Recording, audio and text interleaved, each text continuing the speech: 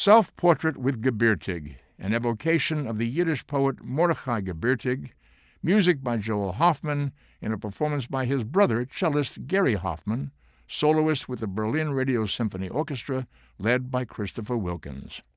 Our program of concertos associated with Jewish themes continues with a work for viola and orchestra. Conductor Gerard Schwartz talks with Neil Levin about its composer. One of the most gifted composers writing today is Paul Schoenfield. He thinks of himself as a folk musician. I remember when I commissioned him to write a work for the Seattle Symphony, he said, well, I don't write big symphonic works. I don't write tone poems. I'm the Richard Strauss. I write folk music. I assimilate music that is close to me in my background, in my world, and I make it into a piece.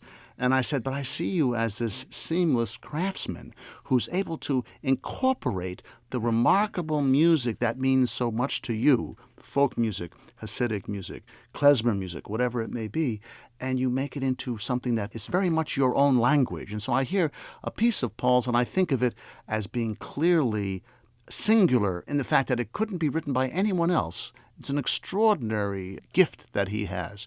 This viola concerto, I think, does that impeccably well. Look, I think he's overly modest. And I think it's very genuine on top of everything else because there is a lot of false modesty around. But he's too good a craftsman to just pick things up on the one hand automatically. On the other hand, I don't think you can attribute any of his, what you refer to as master craftsmanship, and it absolutely is, to any tutelage. I'd like to agree with you on yet another point, which is that I long ago noticed, even before this project, that I could pretty much tell it was a piece of Schoenfield if I heard it.